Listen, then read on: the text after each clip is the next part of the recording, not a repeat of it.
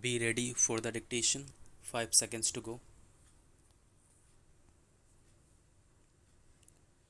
Dear Sir, the action brought by the official receiver to test the validity of the bill of sale given to you by the Honorable Judges came on for trial today in the Saket Bench Division of the High Court of Justice before Mr. Chief Justice.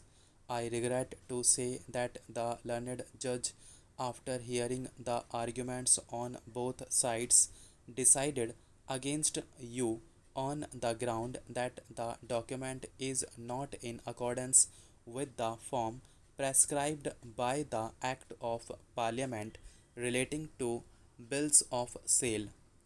You will remember that I have many times pointed out to you that the Bills of Sale Act is so obscurely worded that great numbers of bill of sale prepared by the most eminent conveyancers have been set aside on the same ground.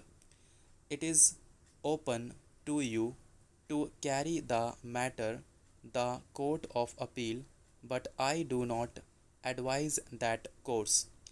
The Chief Justice of India progress at the bar has been 2 years at the Bar Council has been unusually rapid.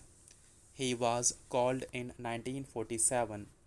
Before he had been 2 years at the Bar Council for the plaintiff in an action for breach of promise of marriage and counsel for the defendant actions in the probate divorce and admiralty division. He had appeared in the ecclesiastical court and twice before the Lord Chief Justice in habeas corpus cases. In every instance, he was successful. If he represented the plaintiff, the result was a verdict for the plaintiff, and if he is respected the defendant, the result was a verdict for the defendant. He is respected in the High Court of Justice for his thorough knowledge of the common law and is always heard with marked attention in the divisional court.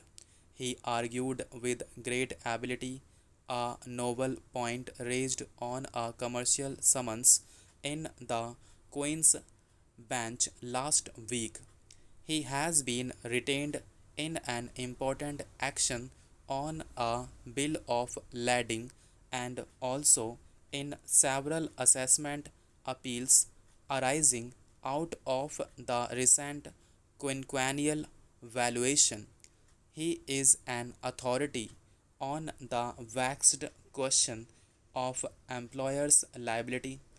Those who heard his arguments the other day as to the difference between the meaning of the two phrases heirs, executors, administrators, and assigns, and heirs, executors, administrators, or assigns will not soon forget his keenness. He was equally brilliant lately when a notary public was sued in an action for negligence. As he refuted the arguments of the learned counsel for the defendant, my learned friend must have felt overwhelmed. In consequence of the death of the person under whose will and testament he inherits considerable personal estate and real estate, he is not dependent upon his profession. People are already speculating as to when he will be made a Queen's Counsel. He has been nominated as a Justice of the Peace for Surrey, his father's country.